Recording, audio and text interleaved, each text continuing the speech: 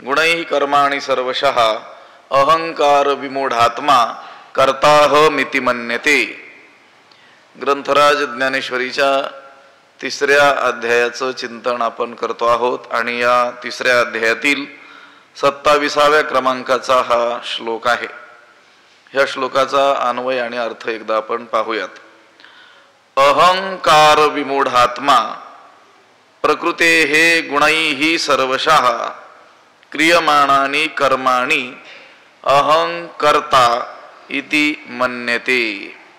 त्याचा अर्थ असा होतो, अहंकार विमूढात्मा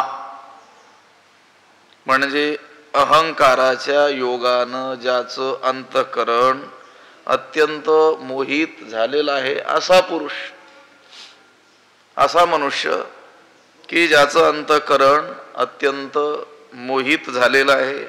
कशाच्या योगानं? अहंकाराच्या, देहाहंकाराच्या योगानं ज्या पुरुषाचं अंतःकरण अत्यंत मोहित झालेलं आहे असा अहंकार विमूढात्मा, अहंकारानं ज्याचं चित्त मोहित झालेलं आहे असा पुरुष, तो काय करतो?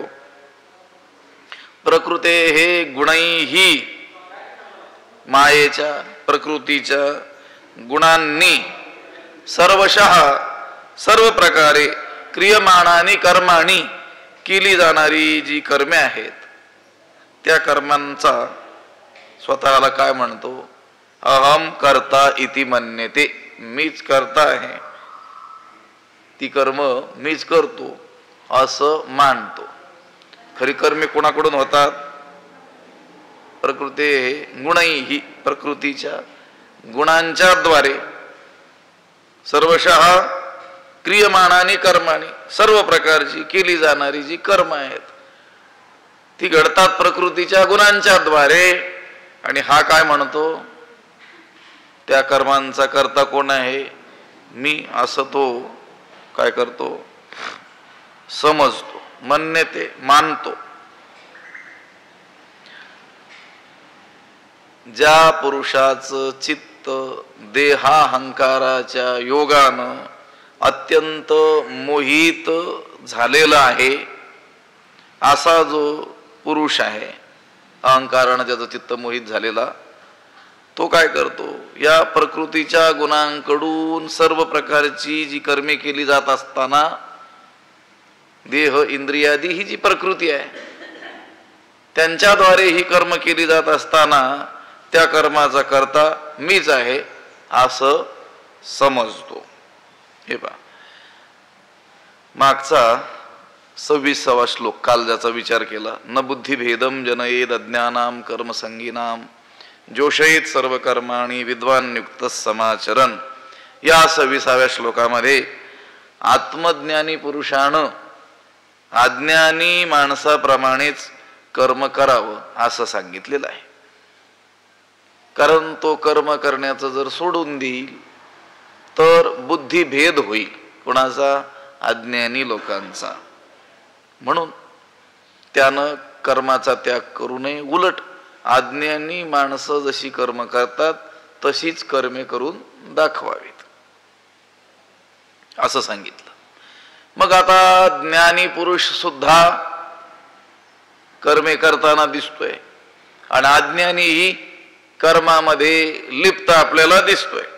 तर मग आता शंका उत्पन्न होऊ शकते की दोघही जर कर्म करताना दिसतात तर मग या दोघांमध्ये फरक कोणता? कर्म करताना दोघही दिसतात. अज्ञानी माणूस देखील कर्मे करतोय आणि ज्ञानी मनुष्य देखील, त्याला आता भगवंतानं सांगितलं कर्माचा त्याग करू नको, तया ही कर्तव्य असे उरले लोकालागी, तो कर्मे करताना दिसतोय. तर मग फरक काय? तर गोष्ट अशी आहे की अज्ञानी जो आहे तो कर्म करत असताना हे कर्म मीच करतो असं समजतो. ज्ञानी पुरुष मात्र मी कर्माचा करता नाही आहे असं जाणत असतो. गोष्ट काय? एक कर्तृत्वाचा अभिमान आपल्याकडे घेतो अज्ञानी माणूस, आणि दुसरा ज्ञानी माणूस, तो जरी कर्मे समस्त कर्मे आचरताना आपल्याला दिसत असला तरी देखील कर्तृत्वाभिमान घेत नाही. हाच या दोघांमध्ये काय आहे? मुख्य भेद आहे, फरक आहे. हीच गोष्ट हा श्लोक 27वा आणि पुढचा 28वा या 2 श्लोकांमध्ये सांगितलेली आहे. अहंकार विमूढात्मा कर्ताहमिति मन्यते प्रकृते क्रियमाणानि गुणै कर्माणि सर्वशः. देहेंद्रियादी प्रकृतीच्या गुणांकडून सर्व प्रकारची केली जाणारी कर्मे ही देहेंद्रियादी प्रकृतीकडून घडत असताना अहंकारानं ज्याचं चित्त मोहित झालेलं आहे असा पुरुष त्या कर्माचा मी करताय असं मानत असतो. गुणही गुणांच्या द्वारे विकारांकडून प्रकृतीच्या गुणांकडून सत्व रज तम अशी प्रकृती कशी आहे, त्रिगुणात्मक आहे. आणि त्या प्रकृतीचेच असलेले हे देहेंद्रियादी शरीर इंद्रिय अंतःकरण म्हणजे अंतःकरण चतुष्ट आहे, मन बुद्धी चित्त अहंकार असे हे काय आहेत, त्या प्रकृतीचेच विकार आहेत. आणि त्या विकारांकडून काय होतात, कर्मे घडत असतात. आता अनेक प्रकारची कर्मे, त्या कर्मामध्ये स्वाभाविक कर्म, व्यावहारिक कर्म, शास्त्रीय कर्म असे कर्माचे आपल्याला प्रकार करता येणं शक्य आहे. हे सगळे कर्म त्या देहेंद्रियादी प्रकृतीकडून घडत असतात. पण हा मनुष्य काय समजतो, ते कर्म मीच करतो. देखे पुढिलांचे ओझे जरी आपल्या माथा घेईजे तरी सांगे का न दाटीजे धनुर्धरा. भगवंताने कर्म करायचं सांगितलंय, कर्माचा अहंकार घ्यायचं नाही सांगितलेलं. कर्म त्याग करायचा नाही, कर्म अवश्य करायचे.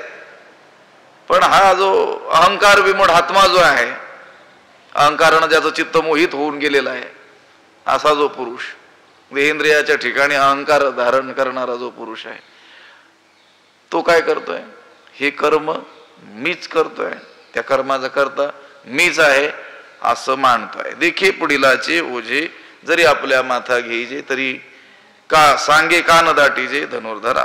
धनुर्धरा देखे म्हणजे अर्जुना पहा, जरी पुढिलाचे ओझे आपल्या माथा घेईजे. जर पुढिलाचं दुसऱ्याचं पुढच्या माणसाचं ओझ जर आपण आपल्या माथा आपल्या डोक्यावर घेतलं तर मग त्या ओझ्यानं त्या भारानं आपण दडपले जाणार नाही का? सांग बरं तूच, कसे काय दडपले जाणार नाहीत? दडपले जाऊ. तरी सांगे का न दाटीजे धनुर्धरा. तरी का न दाटीजे, का दडपले आपण जाणार नाहीत? सांगे सांग बर. पुढिलाचे ओझे, पुढिलाचे दुसऱ्याचं ओझ उदाहरण दिलं. आपण रस्त्याने चाललेलो होतो, मोकळं चाललेलो होतो, आनंदात चाललेलो होतो. समोर एक माणूस चाललेला होता, त्याच्या डोक्यावर काय होतं, ओझ होतं. तो मनुष्य म्हटला नाही हे ओझ घ्या, किंवा काही कारणही नव्हतं घेण्याचं. यानंच काय केलं, त्याच्याकडून आपण होऊन ते ओझ मागून घेतलं आणि काय ठेवलं, आपल्या डोक्यावर ठेवलं. आणि मग म्हणतो की काय झालं, मान दुखू लागलेली आहे. कोणी सांगितलं होतं? देखील पुढिलाचे ओझे. सोपं उदाहरण दिलंय की नाही, दृष्टांतानं सांगितलं. जीवात्मा हा कर्मभारानं का दाटल्या जातो, का दडपल्या जातो, त्याचं उत्तर सांगितलंय, दृष्टांतानं सांगितलं, उदाहरण दिलेलं आहे. एखादा मनुष्य रस्त्यानं भलं मोठं ओझं घेऊन चाललेला होता आणि त्याच्या मागवून येणारा मनुष्य मोकळा चाललेला होता. त्या मोकळ्या माणसाने काय केलं, त्याचं ओझं काय घेतलं, त्याच्या डोक्यावरून काढलं आणि आपल्या डोक्यावर ठेवलं. आणि परिणाम काय झाला, आतापर्यंत हा मोकळा चाललेला होता, त्या ओझ्याने काय झाला, दडपल्या गेला, त्या भाराने दडपल्या गेला. अगदी त्याच पद्धतीनं हे कर्मरूपी ओझ हे कोणाचं आहे, प्रकृतीचं आहे. मग ते प्रकृतीचं आहे तर ते प्रकृतीला वाहू द्यायचं ना. कर्मे कोण करतंय, प्रकृती. या गुणांच्या द्वारे, देहेंद्रियादी विकारांच्या द्वारे काय करते आहे, ती कर्मे करते आहे. तिला करू द्यायचे. हा काय समजतोय, मी करतो. तिचं ओझ आपल्या माथ्यावर घेतो. कर्मरूपी ओझ हे प्रकृतीचं असताना जीवात्मा काय करतो, बळेच ते आपल्या डोक्यावर घेतो आणि मग त्याने दाटला जातो. देखे पुढिलाचे ओझे जरी आपल्या माथा घेईजे तरी सांगे का न दाटीजे धनुर्धरा. तैसी शुभाशुभे कर्मे जी निपजती प्रकृती धर्मे ती मूर्खमती भ्रमे मी करता म्हणे. सिद्धांत सांगतात. हा दृष्टांत झाला. देखील पुढीलाचे ओझे सिद्धांत आहे. तैसी शुभाशुभे कर्मे तैसी प्रकृती धर्मे जी शुभाशुभे कर्मे निपजती ती मूर्ख मती भ्रमे मी करता म्हणे. तैसी त्याप्रमाणे प्रकृती धर्मे प्रकृतीच्या गुणाने देहेंद्रियांच्या स्वभावानुसार जी शुभाशुभे कर्मे निपजती जी काही चांगली वाईट बरी वाईट कर्मे होतात निर्माण होतात ती त्या कर्माचा करता कोण म्हणतो मी. ती त्या कर्मांना मूर्ख माणूस काय म्हणतो अज्ञानी माणूस मती भ्रमे बुद्धी भ्रमाण मी करता म्हणे. मी करतो या कर्माचा करता कोण आहे मी आहे असं म्हणतो. कोण म्हणतो मूर्ख माणूस म्हणतो. का म्हणतो मती भ्रमे बुद्धी भ्रम झालेला असतो त्याचा म्हणून म्हणतो. तो मूर्ख माणूस बुद्धी भ्रमाण त्या कर्माचा करता मी आहे असं म्हणतो. आणि कर्म मात्र कुठे निर्माण होतात. तैसी प्रकृती धर्मे जी शुभाशुभे कर्मे निपजती त्याप्रमाणे प्रकृतीच्या गुणांनी जी बरी वाईट कर्मे निर्माण होतात त्या कर्माचा करता मी आहे असं मूर्ख मनुष्य बुद्धिभ्रमामुळं म्हणत असतो. तैसी शुभाशुभे कर्मे शुभाशुभ शुभ आणि अशुभ बरे आणि वाईट पाप पुण्यात्मक काही कर्म पाप उत्पादक असतील काही कर्म पुण्य उत्पादक असतील. काही कर्म बरी काही कर्म वाईट अशी बरी वाईट कर्म घडतात. प्रकृतीच्या गुणांनी जी काही बरी वाईट कर्मे घडतात. कोणतंही कर्म असो बरं असो की वाईट असो ते कर्म कोण करतंय प्रकृती करते आहे. या देहेंद्रियांच्या स्वभावानुसार स्वभावाकडून ती कर्मे घडत असतात. शुभाशुभे शुभ म्हणजे पुण्य आणि अशुभ म्हणजे पापात्मक. शुभ असो की अशुभ असो ही दोन्ही कर्म जीवाला कशी आहेत बंधन कारकच आहेत बंधनातच घालतात. शुभ कर्म केलं म्हणजे पुण्य कर्म केलं तरी देखील त्याचं फलस्वरूप म्हणून त्याला उत्तम लोकांतराची काय होईल प्राप्ती होईल. स्वर्गादी लोकांमध्ये त्याला जावं लागेल देव शरीर त्याला तिथं प्राप्त होईल. ठीक आहे. अशुभ कर्म केलं पाप कर्म केलं तर तिर्यगादी योनीमध्ये त्याला जन्म प्राप्त होईल. पशुपक्षादिकांच्या योनीला त्याला जावं लागेल. तेव्हा पाप असो की पुण्य असो दोन्ही कर्मे कशी आहेत बंधनकारक बंधनाला हेतू आहेत.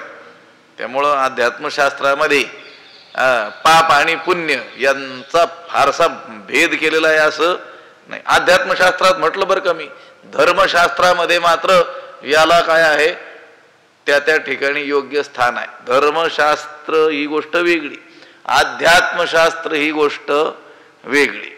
अध्यात्म म्हणजे आत्म्याचाच जिथं काय केला जातो विचार केला जातो आत्मस्वरूपाचाच विचार केला जातो त्याला काय म्हणायचं अध्यात्मशास्त्र. आणि धर्मशास्त्र म्हणजे तुमच्या वर्णाश्रम कर्माचा ज्या ठिकाणी काय केला जातो विचार केला जातो त्याला म्हणायचं धर्मशास्त्र. ज्या स्मृत्यादी ग्रंथ आहेत ही सर्व धर्मशास्त्र आहेत.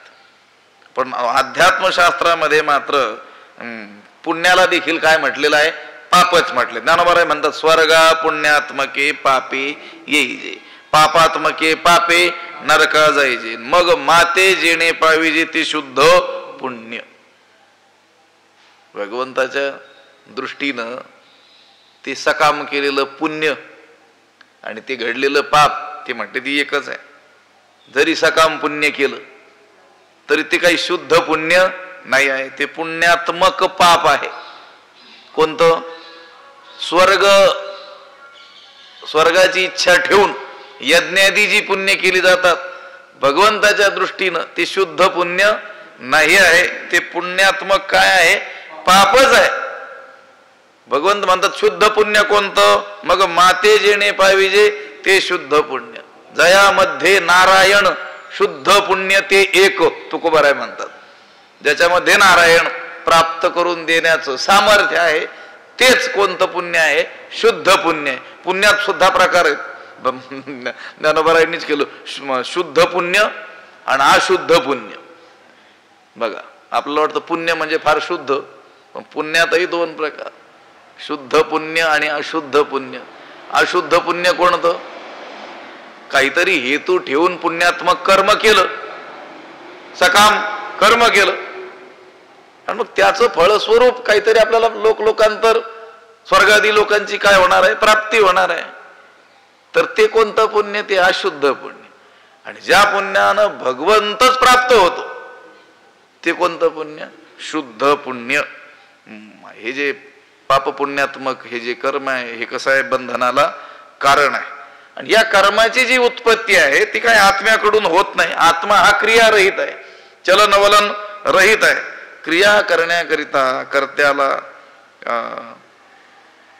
पृथक त्या कर्त्यापेक्षा वेगळा असा काय असावा लागतो? अवकाश असावा लागतो. हे पहा, आता आपल्याला चालण्याची क्रिया करायची, हे सामान्य कर्म करायचं, तर जो चालणार आहे त्याला त्याच्याहून वेगळा असा अवकाश लागेल की नाही? आता इथं सर्वत्र मी भरलेलो असेल तर मी एका ठिकाणाहून दुसरीकडे जाऊ शकेल का? नाही. कसा लागेल? तो परिच्छिन्न लागेल. तेव्हा काय घडेल? कर्म घडेल. आत्मा परिच्छिन्न आहे का? नाही. तो कसा आहे? तो सर्वत्रच व्याप्त आहे. आकाशा येणे जाणे ज्ञानोबाराय म्हणतात आकाशाला कुठे येणं जाणं आहे का? ही जी बाकीची भूत आहेत, पंचभूतातील बाकीची भूत आकाशाला सोडलं तर ही सगळी महाभूत आहेत, इकडून तिकडं नेऊ शकतात. पृथ्वी आहे, हे महाभूत आहे की नाही? पंचमहाभूतातलं ही पृथ्वी इकडून तिकडे नेता येते की नाही? पृथ्वी म्हणजे हे बा दगड, विटा, वाळू, माती एका ठिकाणाहून दुसरीकडे आपण नेतो की नाही? ही सगळी बाकीची भूतं नेता येतात. आकाश, आकाशाला या ठिकाणाहून त्या ठिकाणचं आकाश आता या ठिकाणी आणायचं जमेल का? नाही. अगदी तुम्हाला सांगतो, वायू सुद्धा नेता येतो. गॅस टाकी नेत नाही का तुम्ही इकडून तिकडं? लक्षात आलं का? अग्नी नेता येतो, जलही नेता येते. टँकरने पाणी नाही जात का? पाईपलाईनने नाही नेत का आपण इकडून तिकडं? आकाशाला नेता येतं का? नाही. कारण सर्व ते महाभूतातलं सगळ्यात काय आहे? व्यापक आहे. तरी देखील ते भगवंताच्या मानानं, आत्म्याच्या मानानं कसं आहे? सापेक्ष व्यापक आहे, निरपेक्ष व्यापक नाही. गगनाहुनी वाढ नाम आहे. नभ तुझ माझी खेळे लपी थपी. देव तर एवढा व्यापक आहे, परमात्मा आत्मा एवढा व्यापक आहे की हे आकाश त्याच्यामध्ये लपाछपी खेळतं. लपाछपी कुठं खेळल्या जाते? ज्याच्यात खेळल्या जाते ते जो खेळतो त्याच्यापेक्षा मोठा असलं पाहिजे की नाही? लपायचं त्याच्यापेक्षा कशी असली पाहिजे? मोठी असली पाहिजे. आत्मा निरपेक्ष काय आहे? व्यापक आहे. आत्म्याच्या ठिकाणी क्रिया नाही आहे. कोणती क्रिया? संभवत तेच स्वभावे धनंजया, नाही कोणीची क्रिया मनोनी प्रवादोतया नैष्कर्म्य ऐसा. आत्म्याच्या ठिकाणी कर्म संभवत नाही. कर्म कुठे घडतं? प्रकृतीच्या ठिकाणी घडतं. तैशी शुभाशुभे कर्मे जी निपजती प्रकृती धर्मे. देहेंद्रियांच्या स्वभावाकडून जी काही शुभ अशुभ चांगली वाईट कर्मे निर्माण होतात ती त्या कर्मांना काय म्हणतो? हा मूर्ख मती भ्रमे मी करता म्हणे. त्या बुद्धिभ्रमाण हा मूर्ख मनुष्य त्या कर्माचा करता मीच आहे असं म्हणत असतो. कर्माचा करता कोण आहे? प्रकृती आहे. कर्मे कुणामध्ये घडतात? प्रकृतीमध्ये घडतात. प्रकृती करी कर्मे ती म्या केली म्हणे भ्रमे. कर्मे कोण करते? प्रकृती. आणि हा भ्रमानं काय म्हणतो? मी केली असं म्हणतो. म्हणून देखी पुढीलाचे ओझे हा दृष्टांत, त्याचा सिद्धांत सांगितला. तैशी शुभाशुभे कर्मे जी निपजती प्रकृती धर्मे ती मूर्ख मती भ्रमे मी करता म्हणे. ऐसा अहंकारारूढ एक दिशी मूढ तया हा परमार्थ गुढ प्रगटावा ना. ऐसा अहंकारा रूढ किंवा अहंकाराधी रूढ दोन पाठ आहेत. अहंकाराधिरूढ, आरूढ किंवा अधिरूढ दोन्ही एका अर्थाचेच आहेत पण पाठ भेद आहेत. ऐसा अहंकाराधिरूढ एकदिशी मूढ तया हा परमार्थ गूढ प्रगटावा ना.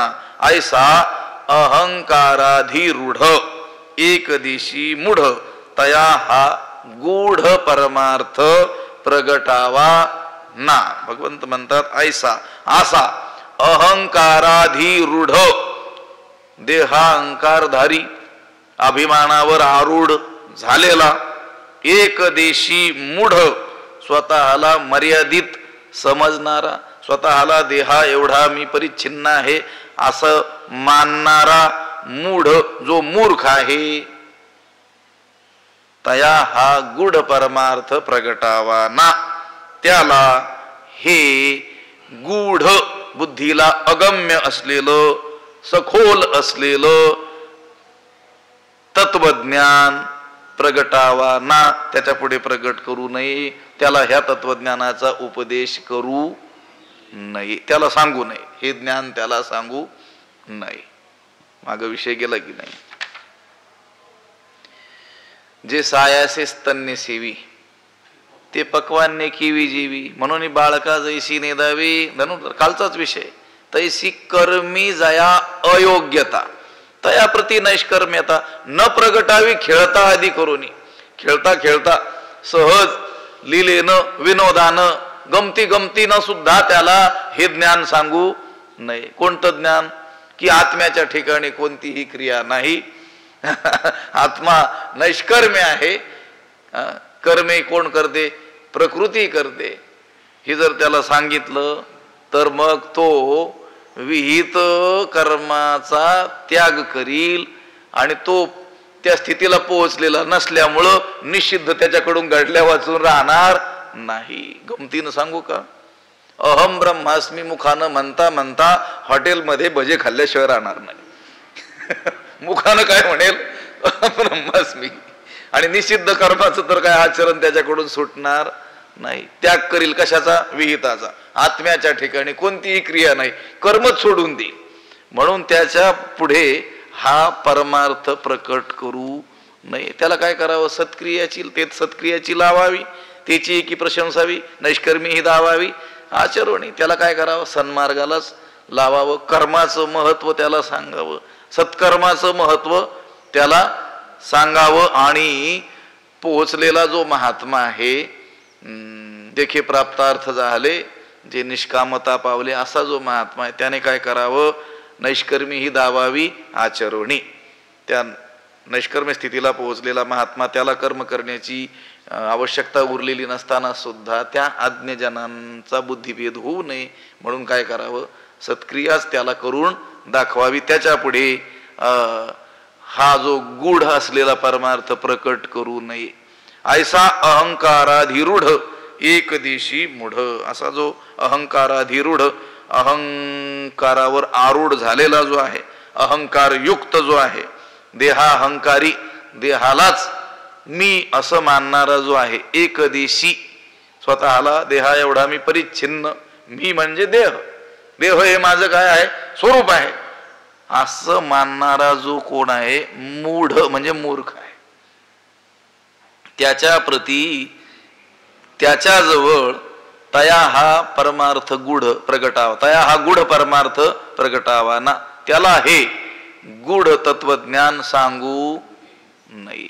बुद्धीला अगम्य असलेलं हे जे गूढ तत्वज्ञान त्याला सांगू नये.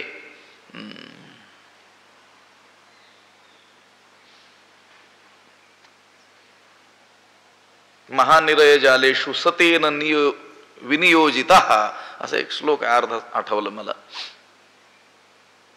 जो अज्ञस्या प्रबुद्धस्य सर्वं ब्रह्मेति यो वदेत. अज्ञस्य अप्रबुद्धस्य सर्वं ब्रह्म इति यो वदेत.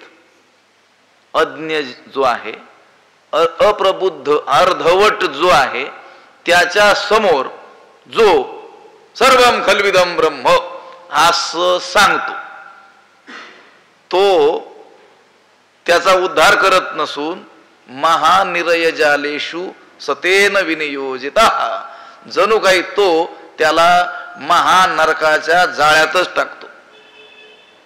हा जो गूढ परमार्थ आहे तो कोणापुढे प्रकट करायचा? जो अधिकारी पुरुष आहे त्याच्या, ज्याची चित्तशुद्धी झालेली आहे त्याच्या समोर, जो साधन चतुष्टय संपन्न आहे त्याच्या समोरच या आत्म्याची काय करायची? चर्चा करायची. असा जो अहंकाराधिरूढ आहे, एकदिशी मूढ आहे, त्या प्रकृतीकडून घडणाऱ्या शुभाशुभ कर्माला मीच ते कर्म करतो आहे असं म्हणतो आहे, त्याच्या जवळ हे तत्वज्ञान प्रकट करायचं नाही. ऐसा अहंकाराधिरूढ एकदिशी मूढ तया हा परमार्थ गुढ प्रगटावा ना. हे असो प्रस्तुत सांगितले तुझ हित, ते अर्जुना देऊनी चित्त अवधारी पहा. हे पहा 9व्या अध्यायामध्ये आरंभाला जे प्रस्तावना केलेली आहे मोठी, त्याच्यामध्ये भगवंत म्हणतात की नाही, ज्ञानवरायांनी लिहिलंय की नाही, या लागी सुमनु आणि शुद्धमती अनिंदकू अनन्यगती पैगा गौप्य ही परी तया प्रती चावळीजे सुखे. भलेही हे ज्ञान गुह्य असेल, गौप्य असेल, तरी देखील तया प्रती त्याच्याजवळ चावळीजे सुखे, त्याला ते काय करावं? खुशाल सांगावं. पण कुणाला? जो असा असा आहे. कसा आहे? सुमनु, शुद्धमती, अनिंदकू, अनन्यगती, या 4 गोष्टी त्याच्यामध्ये पाहिजे. सुमनु, त्याचं निर्मळ मन कसं पाहिजे? निर्मळ असलं पाहिजे. शुद्धमती, बुद्धी त्याची शुद्ध असली पाहिजे. अनिंदकू, तो कोणाची निंदा करणारा नसला पाहिजे. आणि अनन्यगती, केवळ भगवंतालाच तो शरण गेलेला असला पाहिजे, अनन्यगती असला पाहिजे, तरच त्याच्या समोर हे ज्ञान सांगावं, खुशाल सांगावं. भले हे गुह्य गौप्य गुह्यात गुह्यतरम असं जरी म्हटलेलं आहे असलं तरी देखील त्याच्याजवळ मात्र ते प्रकट करावं. याचाच अर्थ दुसऱ्याजवळ प्रकट करू नये. इदंते ना तपस्काय ना भक्ताय कदाचन न चा शुश्रूषवे वाच्यम न च माम योभ्यसूयती. म्हणून ऐसा अहंकारारूढ एकदिशी मूढ तया हा परमार्थ गुढ प्रगटावा ना. हे असो प्रस्तुत सांगिजेल तुझ हित, ते अर्जुना देऊनी चित्त अवधारी पा. अर्जुना, हे असो प्रस्तुत तुझ हित सांगिजेल, जे ते चित्त देऊनी अवधारी पा. अर्जुना, हे असो, हे राहू दे म्हटले. हा विषय आहे ना, हा असू दे म्हटले. प्रस्तुत आत्ता तुझ हित सांगिजेल, तुला मी हिताची गोष्ट सांगतो. हा विषय आता राहू दे, यांच्याजवळ हे ज्ञान प्रकट करायचं नाही वगैरे, हा विषय आता राहू दे. तुला मी आता काय करतो? हिताची गोष्ट सांगतो. ते चित्त देऊनी अवधारी पा. ती गोष्ट तू काय कर? लक्ष देऊन ऐक. प्रस्तुत, तूर्त, सध्या, आत्ता जो विषय चालू आहे, मी तुला काय करतो? एक हिताची गोष्ट सांगतो. हा विषय आता राहू दे. हिताची म्हणजे कल्याणाची, आत्यंतिक कल्याणाची गोष्ट मी तुला सांगतो. हा जो पुढचा श्लोक, त्याच्यावर जे भाष्य आहे त्याच्यामध्ये भगवंतानं ही गोष्ट काय केलेली आहे? सांगितलेली आहे. करता ज्या वेळेस ज्ञानाने आत्मस्वरूपात विलीन होतो, साक्षीभूत, केवळ साक्षीभूत होऊन राहतो, त्यावेळेसच तो कसा असतो? खरा नैष्कर्म्य असतो. त्या पुरुषाकडून होणारी जी कर्म असतात ती कशी असतात? नैष्कर्म्यच असतात. आगा करीते नवीन कर्म तेची ते नैष्कर्म्य. तो करत असताना देखील तो कसा असतो? नैष्कर्म्यच असतो. ही जी गोष्ट आहे ही कल्याणाची असलेली गोष्ट आहे. मी तुला काय करणार आहे? आता सांगणार आहे. तू काय कर? ते अर्जुना चित्त देऊन अवधारी पा, चित्त देऊन मन देऊन अगदी एकाग्रतापूर्वक लक्ष देऊन तू काय कर, ऐक. भगवंतानं अर्जुनाला अनेक ठिकाणी लक्ष देऊन ऐकायचं सांगितलेलं आहे. तो म्हणेगा अर्जुना अवधानाची सर्व सेना मिळवणी या ज्ञाना झोंबावे हो. अनेक ठिकाणी हे अर्जुना काय कर, लक्ष दे. तरी अवधान एकले दीजे मग सर्व सुखात. ज्ञानोबराय देखील श्रोत्यांना म्हणतात, भगवंत देखील अर्जुनाला वारंवार म्हणतो आहे की काय कर, लक्ष दे. आणि अर्जुनानं लक्ष दिलेलं आहे.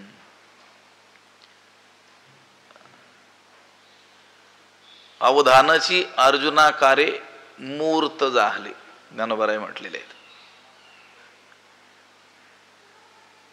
हे ऐसे काय, हे असो ऐसेनी सुरफुरे बोलिले जव यादव विरे तव अवधानाची अर्जुनाकारे मूर्त जाहले. भगवंत म्हणाले लक्ष दे, लक्ष दे, लक्ष दे. त्यावेळेस अर्जुनानं लक्ष दिलं.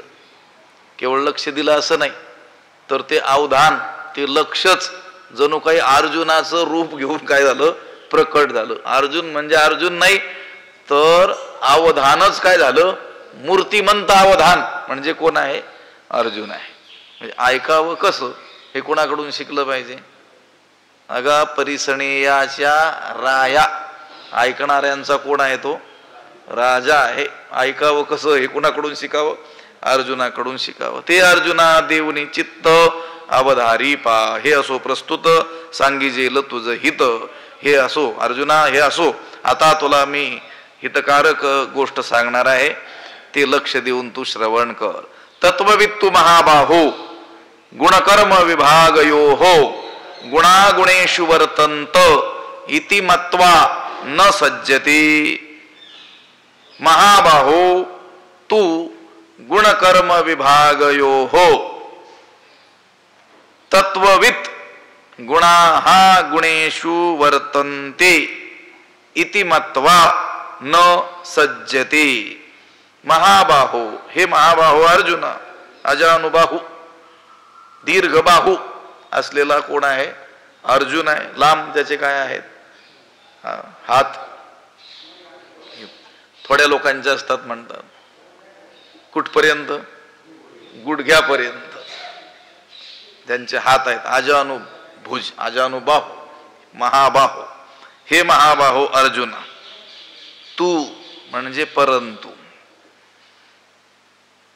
गुणकर्म विभागयो हो, गुण कर्म विभागाचे म्हणजे गुण आणि कर्म यांच्यापासून आत्मा भिन्न आहे असं जाणणारा जो ज्ञानी पुरुष आहे, तो काय जाणतो, तो तत्वविद काय जाणतो, गुण आणि कर्म यांच्यापासून आत्मा काय आहे, विभक्त आहे. या सगळ्यांचं यथार्थ स्वरूप जाणणारा जो तत्ववेत्ता पुरुष आहे, तो काय करतो, गुणाः गुणेषु वर्तन्ते. गुण गुणांमध्ये प्रवृत्त होतात. गुणच गुणामध्ये प्रवृत्त होत असतात. गुण गुणामध्ये म्हणजे इंद्रिय स्वरूप असलेले गुण विषयात्मक गुणांमध्ये काय होतात, प्रवृत्त होतात. हे पहा, प्रकृती त्रिगुणात्मक आहे. हे सगळं प्रकृतीचंच कार्य आहे. देह, इंद्रिय, विषय, जगत हे सगळं कुणाचं कार्य आहे, प्रकृतीचं आहे. कर्म होतात म्हणजे नेमकं काय होतं, तर गुण गुणाच्या ठिकाणी प्रवृत्त होतात. गुणा गुणेषु वर्तन्ते. गुणेषु म्हणजे गुणांमध्ये, गुणा म्हणजे गुण, वर्तन्ते प्रवृत्त होतात. हे जो जाणतो, हे पहा, प्रकृतीचं हे सर्व काय आहे, कार्य आहे. इंद्रिय, देह हे कोणाचं कार्य आहे, प्रकृतीचं. विषय हे देखील कोणाचं कार्य आहे, प्रकृतीचं. इंद्रिय विषय सेवन करतात. इंद्रिय विषय सेवन रूपी कर्म त्यांच्याकडून घडतं. म्हणजे नेमकं काय होतं, प्रकृतीचे हे गुण, इंद्रिय रूपी गुण त्या प्रकृतीच्या विषय रूपी गुणांमध्ये काय होतात, प्रवृत्त होतात. हे जो यथार्थ जाणतो, तत्ववित म्हटलेलं आहे ना. या तिघांचं यथार्थ स्वरूप जाणणारा जो तत्ववेत्ता, कुणाकुणाचं? गुण, कर्म आणि आत्मा. गुण आणि कर्म याहून विभक्त वेगळाच असलेला जो आत्मा, या तिघांचंही जो यथार्थ स्वरूप काय करतो? जाणतो. असा जो तत्ववेत्ता आहे तो काय जाणतो?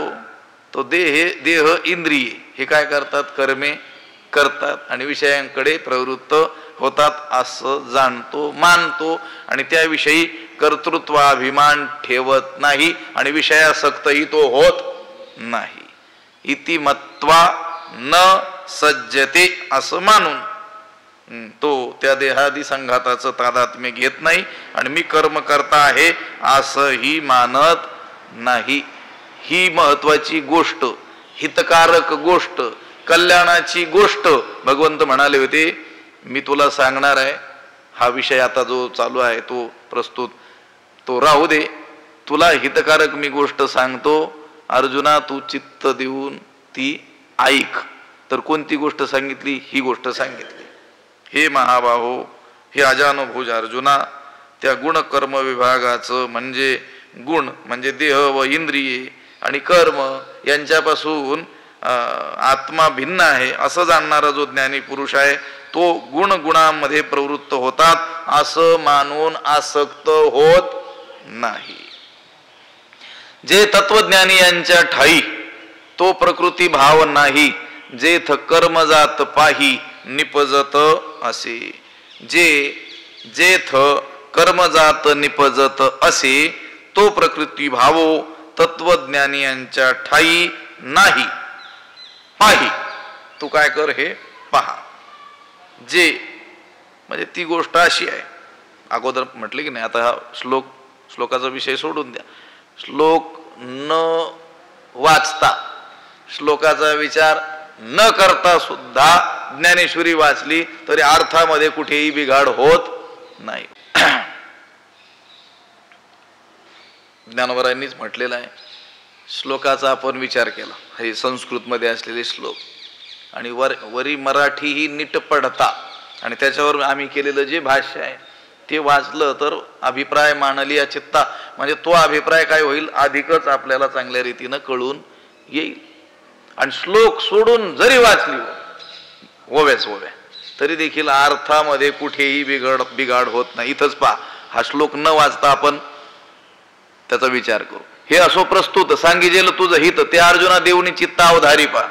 हे अर्जुना हे असू दे, आता तुला मी हित करणारी हितकारक कल्याणाची गोष्ट सांगणार आहे, ती लक्ष देऊन श्रवण कर.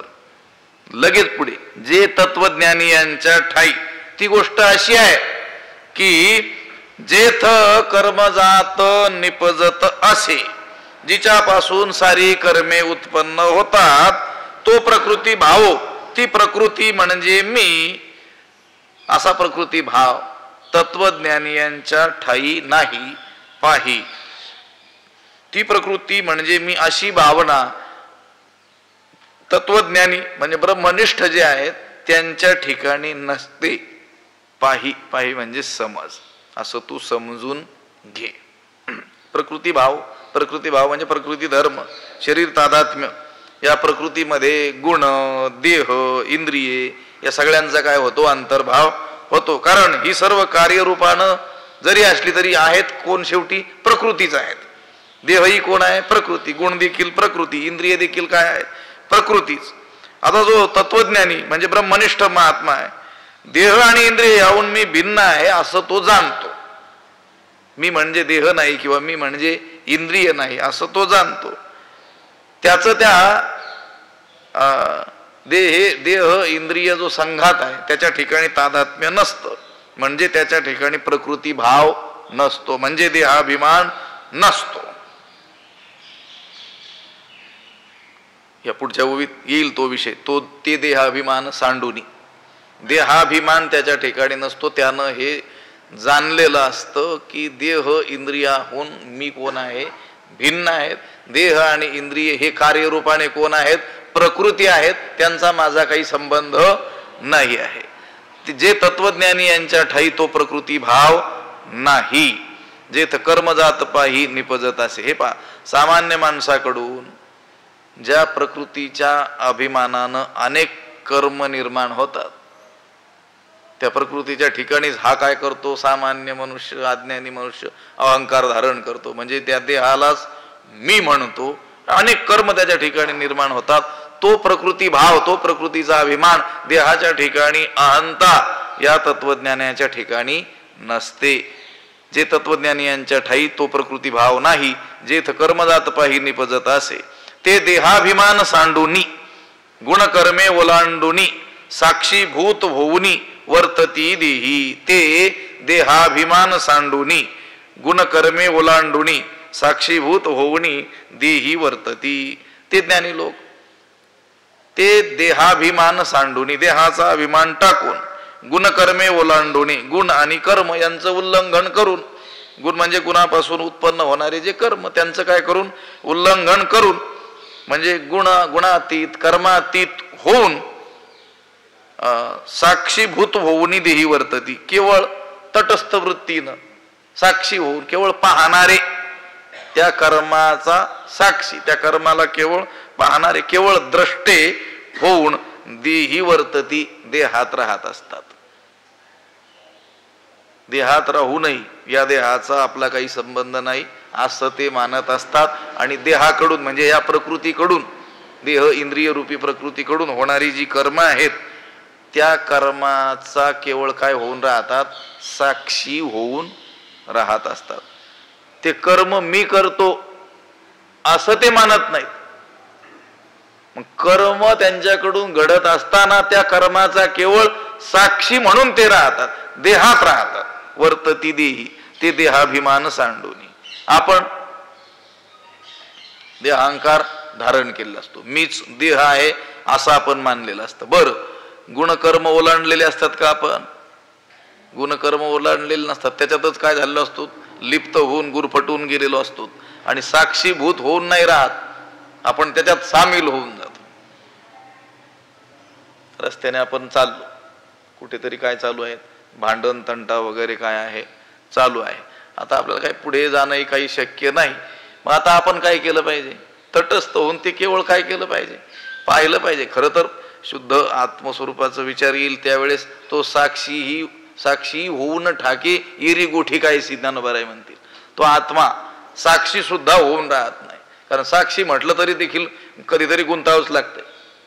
भले त्या भांडणामध्ये तुम्ही सामील नसले तरी देखील ते पाहणारे कोणीतरी साक्षी होते म्हणून ते पोलीस काय करतील, घेऊन जातील की नाही. शिक्षा भले करणार नाहीत, पण कोणी कोणाला मारलं सांग, एवढं तरी सांग तू तिथे होता म्हणतील. तो थोडा पुढचा विचार आहे. पण आता जो विचार चाललाय, साक्षीभूत होऊनी वर्तती देही, देहामध्ये उदासीन होऊन द्रष्टे होऊन काय करतात, राहतात. ते तत्वज्ञानी लोक देहाभिमान टाकून विचाराच्या माध्यमातून देह इंद्रिय त्याची कर्मे यांचं काय करून, उल्लंघन करून देहामध्ये उदास भावनेनं द्रष्टे होऊन राहतात. ते देहाभिमान सांडूनी गुणकर्मे ओलांडुनी साक्षीभूत होऊनी वर्तती देही. आपण अगोदर एक शंका उपस्थित केली होती की अज्ञानी माणसं देखील कर्म करतात आणि ज्ञानी पुरुष देखील त्याला आवश्यकता नसतानाही, आता शास्त्रानं सांगितलंय लोकाला की तुला ते करावं लागेल लोकसंग्रहार्थ, तोही कर्म करतो. तर मग दोघेही कर्म करताना दिसतात. तर दोघांमध्ये भेद काय, तर तो भेद आहे.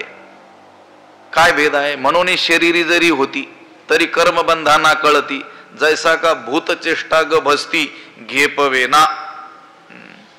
म्हणून शरीरी जरी होती, म्हणून उदाहरण दिलं, जैसा का भूतचेष्टा गभस्ती घेपवेना. म्हणून जैसा गभस्ती भूतचेष्टा घेपवेना. तर त्याचप्रमाणे तरी शरीरी जरी शरीरी होती तरी कर्मबंधा नातळती. म्हणून जैसा ज्याप्रमाणे गभस्ती म्हणजे सूर्य भूतचेष्टा घेपवेना, प्राणी मात्रांच्या कर्माने लिप्त होत नाही. हे सर्व प्राणी मात्र त्या सूर्याच्या प्रकाशामध्ये काय करतात, आपले आपले कर्म करतात. पण त्या कर्मांनी तो सूर्य लिप्त होत नाही. अगदी त्याच पद्धतीनं हे जे महात्म्य आहेत ते जरी शरीरधारी असले, जरी शरीरी होती, जरी ते शरीरधारी असले तरी कर्मबंधा नातळती, तरी कर्माच्या बंधाने ते बांधले जात नाहीत. म्हणजे त्यांच्याकडून कर्म घडत असताना सुद्धा त्यांना कर्म बंधन करू शकत नाही. कारण ते कसे असतात, ते कर्म करूनही त्या कर्माहून अलिप्त असतात. ते देहाभिमान सांडून, मागचीच होवी, गुणकर्मे ओलांडून साक्षीभूत होऊन वर्तती देही, त्या देहात राहतात पण साक्षी भावानं त्या सगळ्या कर्मांकडे पाहत असतात. प्रकृती कर्मे करते आहे असं ते पाहतात. तशी त्यांची मान्यता असते. गुणा गुणेषु वर्तन्त, प्रकृतीचे गुण गुणामध्ये काय आहेत, रत आहेत, वर्तत आहेत, अशी त्यांची मान्यता असते. ज्ञानी पुरुषांचा विचार चाललाय. आपण मात्र त्याच्यात सामील होऊन पुढीला जे ओझे आपल्या माथा घ्यायचे. ती कर्मे कोण करते, प्रकृती. आणि हा काय म्हणतो, मतिभ्रमाण, मीच ती कर्मे करतो. आणि मग काय होतो, बंधनात बांधल्या जातो. त्याला कर्म बंधन निर्माण करतं. पापपुण्यात्मक कोणतंही जे ते कर्म त्याच्याकडून घडेल ते त्याच्या बंधालाच काय होतं, कारण ठरतं. पण ह्या महात्म्याकडून ती कर्मे घडत असताना दिसत असली तरी देखील त्या कर्मबंधाने तो बांधला जात नाही. म्हणून शरीरी जरी होती, जरी ते शरीरात असले, शरीरधारी आपल्याला दिसत असले, त्यांच्याकडून कर्मे होताना आपल्याला दिसत असली तरी देखील तरी कर्मबंधा नातळती. त्या कर्मबंधाच्या बंधनानं ते बांधले जात नाही, कर्मबंधाच्या ताब्यात ते जात नाही. कसं, जैसा का भूतचेष्टा ग बसती घे पवेना, ज्याप्रमाणे प्राणी मात्रांकडून घडणारे बरे वाईट जे कर्म आहेत, त्या प्राणी मात्राकडून घडणाऱ्या त्या बऱ्या वाईट कर्माच्या त्या व्यवहारामध्ये सूर्यप्रकाशाचा संबंध आहे की नाही, आहे. सूर्याच्या प्रकाशातच ते सगळे बरे वाईट कर्मे करतात. पण तरी देखील त्या व्यवहारामुळं सूर्य त्यात लिप्त होत नाही. म्हणून शरीर जरी होती तरी कर्मबंधाना तळती. जैसा का भूतचेष्टा गबसती घे पवेना. पुंडलिक वरदा हरी विठ्ठल. ज्ञानदेव तुकाराम पंढरीनाथ भगवान की जय. माऊली ज्ञानेश्वर जगद्गुरु तुकाराम महाराज की जय. विठ्ठल विठ्ठल विठ्ठल विठ्ठल. पुंडलिक वरदा हरी विठ्ठल. श्री ज्ञानदेव पंढरीनाथ भगवान. माऊली ज्ञानेश्वर महाराज की जय. आता विश्वात्मके देवी येणे वाग्यज्ञे तोषावे, तोषोनी मद द्यावे पसाय. जे खळांची व्यंकटी सांडो तया सत्कर्मी रती वाढो. भूता परस्परे पडो मैत्र जीवांचे, दुरितांचे तिमिर जावो. विश्व स्वधर्म सूर्ये पाहो, जो जेवांचील तो तेला हो. प्राणीजात वर्षत सकळ मंगळी, ईश्वर निष्ठांची मांदियाळी. अनवरत भूमंडळी भेटतो या भूता. चला कल्पतरूंचे आरव, चेतना चिंतामणीचे गाव. बोलते जे अर्णव पियुषांचे, चंद्रमे जे अलांछन. मार्तंड जे तापहीन, ते सर्वाही सदा सज्जन. सोयरे होतू किंबहुना सर्व सुखी, पूर्ण होणी तिही लोकी. भजिजो आदि पुरुखी अखंडित, आणि ग्रंथोपजीविये. विशेषी लोकी इये, दृष्टा दृष्ट विजय होवावेजी. एथ म्हणे श्री विश्वेश्वरावो, येणे वरे ज्ञानदेवो सुखिया झाला. येणे वरे ज्ञानदेवो सुखिया झाला. येणे वरे ज्ञानदेवो सुखिया झाला. पुंडलिक वरदा हरी विठ्ठल. श्री ज्ञानदेव तुकाराम पंढरीनाथ भगवान की जय. माऊली ज्ञानेश्वर जगद्गुरु तुकाराम महाराज. शांती ब्रह्म एकनाथ महाराज. सद्गुरु बंशी महाराज. सद्गुरु जोग महाराज की जय.